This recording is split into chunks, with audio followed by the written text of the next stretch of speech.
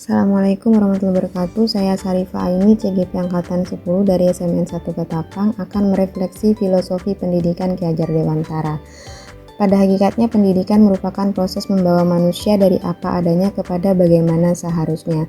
Pendidikan itu erat kaitannya dengan pengajaran. Pengajaran itu merupakan pendidikan dengan cara memberi ilmu atau berfaedah untuk hidup anak-anak, baik lahir maupun batin. Sedangkan pendidikan itu hanya suatu tuntunan di dalam hidup tumbuhnya anak-anak kita, di mana hidup tumbuhnya anak itu terletak di luar kecakapan atau kehendak kita sebagai kaum pendidik. Mengenai perlu tidaknya tuntunan dalam kehidupan manusia, sama artinya dengan soal perlu tidaknya pemeliharaan pada tumbuh kembangnya tanaman. Misalnya, kalau sebutir padi yang baik dasarnya jatuh pada tanah yang baik, banyak air dan mendapat sinar matahari yang cukup, maka pemeliharaan dari Bapak Tani tentu akan menambah baiknya keadaan tanaman.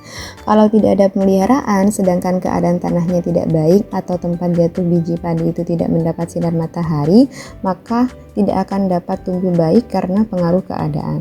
Sebaliknya, kalau sebutir padi tidak baik dasarnya, akan tetapi ditanam dengan pemeliharaan yang sebaik-baiknya, maka biji padi itu akan tumbuh lebih baik daripada biji lainnya yang juga tidak baik dasarnya.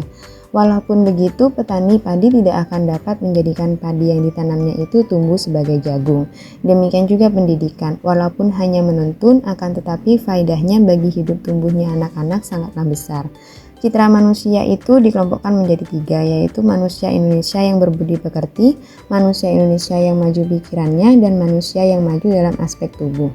Menurut KHD, metode pendidikan yang cocok dengan karakter dan budaya orang Indonesia itu tidak memakai syarat paksaan.